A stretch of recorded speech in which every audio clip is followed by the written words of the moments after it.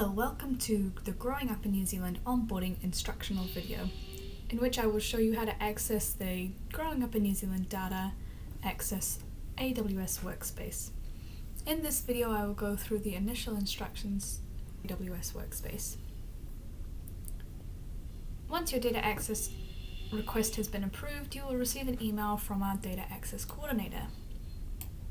This email will contain the information you need to access your workspace and also contains brief instructions that I will go through in this video. Along with this, if you need more detailed instructions, you can refer to the user guide, which is attached to the email. The email will contain your University of Auckland username, which you will have set up prior to this with your data access process. If you have not set up your University of Auckland credentials, please go and do so now, as you will need this to continue the rest of the video. Other information contained in this email is your registration code. Other information includes a URL to your specific data access folder on the AWS Workspace, which will contain your data that has been approved for your use. The first step in accessing the AWS Workspace is downloading and registering your Google Authenticator single sign-on. You will need a phone you can download the app onto. This can be an Apple or Android phone. On your phone, search for the Google Authenticator in your App Store. Download the app. Next, go to the Radius website using the link in step 1b. Here you will log in with your University of Auckland credentials, your username, which is in the email, and the password that you selected. It will take you to this page. Here you will select Google Authenticator Compliant, and then select Enroll TOTP token. This will take you to a page with a QR code ready for you to scan with your phone. Go into the Google Authenticator app on your phone, select the little plus button down on the right hand side of the screen, and select the Scan QR code option. Hold the phone up to the screen with the QR code on the screen inside the green box on your phone's screen. This will automatically scan the code and take you back to the Google Authenticator homepage on your phone, where a new line of information will come up with a name including Lynn OTP and 6 numbers that refresh regularly. Once this is done, you can shut the Radius website. If the QR code does not scan, please do not shut the Radius website. If you do shut the Radius website without getting your Google Authenticator set up properly, please contact the Data Access Coordinator to get a new QR code token. You will not be able to enroll a TOTP token more than once. The next step is to download the AWS Workspace desktop app. We highly recommend you use the app, as this is a faster connection. To do that, click on the link in section 2A of the email. This will take you to the AWS client download page. On this page, select the type of machine you are using and download. Once it is downloaded, open the installer and follow through the instructions. So click Next. Make sure to select Install Just for You in the Installation Scope section. Then just click Install.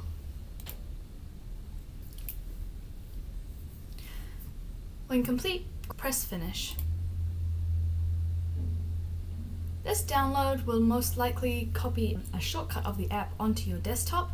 Along with this, you can find the app through your Windows Start menu or by typing into the search Amazon Workspace, and it should come up. Click on the app This is the Amazon Workspace login page. The first thing you need to do is change your registration code. Please select the Change Registration Code below the Keep Me Logged In button. Here you can type in your registration code that was in your email. You only need to do this once. After you have done this, you will not need to do it again. It will stay the same and persist if you close the app. Press register and it will reload the login page.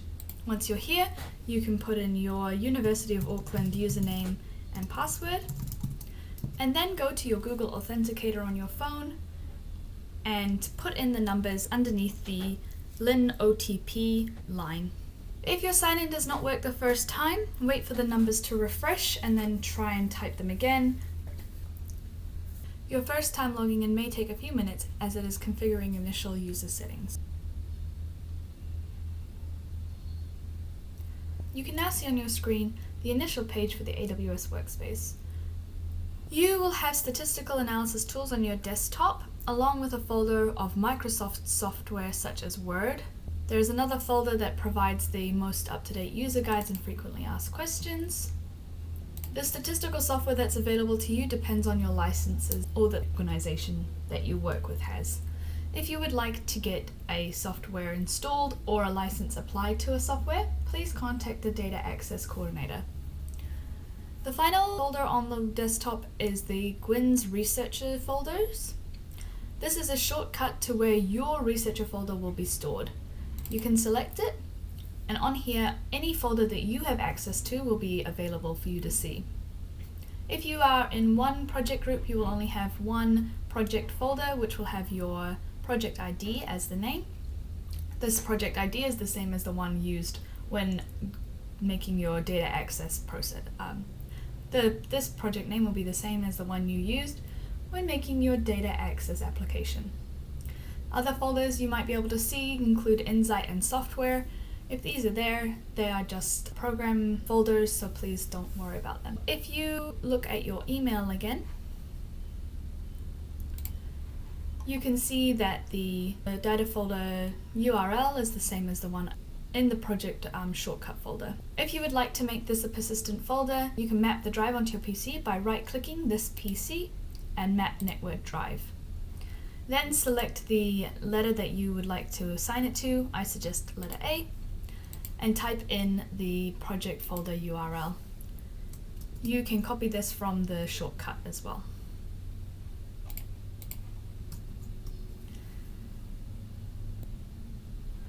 And then you'll be able to see the project folder has been mapped.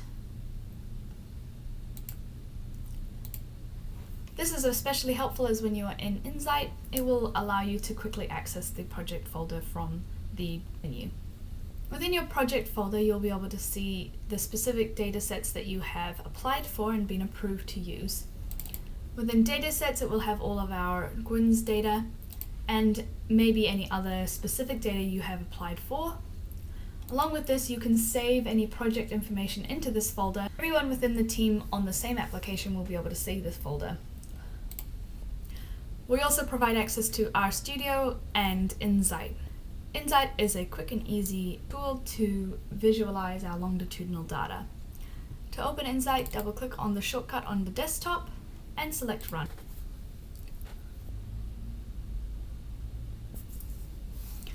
This is the start page for Insight. From here, you can import data. Along with this, you have other tools to analyze the data. To import the data, select the button. Pop-up will come up. You can browse for your data, and this is where mapping the drive is very helpful, because here you can see that your drive is on the quick access menu. You can go into your project folder, your datasets, and either select a specific dataset, or you can import multiple datasets and your data dictionary at one time. To do this, please check the user guide. Here I am importing 3 datasets and a data dictionary in one go. Please wait for the preview panel to load the data. Once the data can be seen in the preview box, you can press import.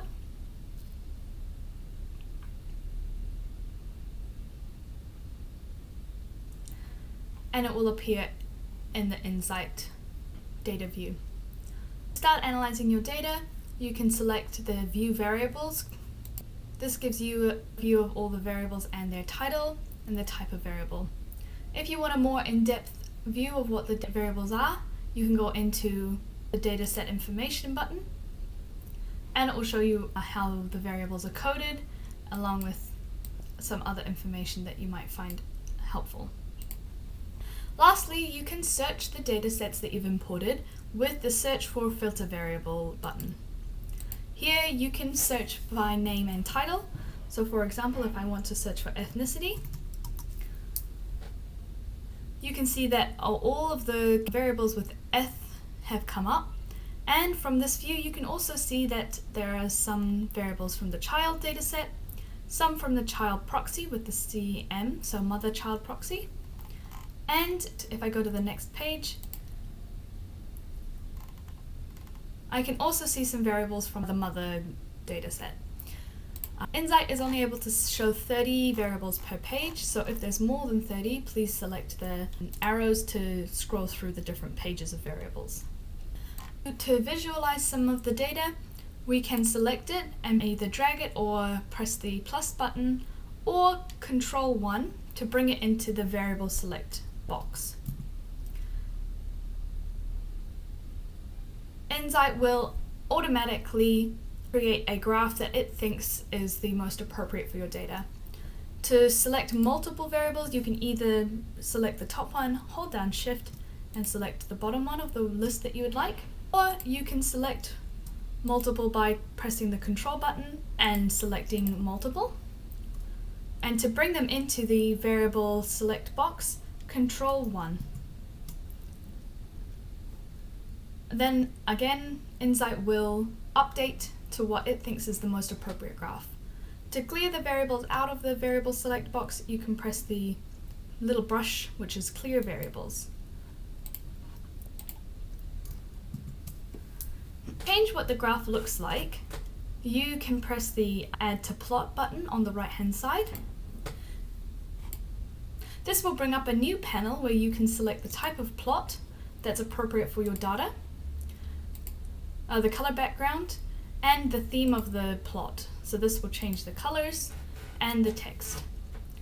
Along with this, you can decide which type of data you want to show. So at the moment we're showing no, yes, and refuse to answer. If I just wanted to select yes, I've got my variables focused on the yes portion. Along with this, you can change the title of your plot. If you select the Add to Plot drop down, you can select Axis and Labels, and in here you can write a new title. This will automatically update on the plot unless you unselect the Update Automatically tick box. To go back to your home page, you press the Home. Along with the variable select box, you also have other multiple variable analysis. So if you wanted to look at ethnicity with a subgroup, you can select the subgroup drop down and select whichever subgroup you'd like to analyze by. So that is a brief view of Insight. If you'd like to know more information, please refer to the Insight user guide, which is attached to your onboarding email, along with saved inside the user guides and frequently asked questions folder. Otherwise, you can look on Insight's website. Thank you for listening, and if you have any other questions or problems, please first refer to the user guide that has more detailed information, or contact our data access coordinator.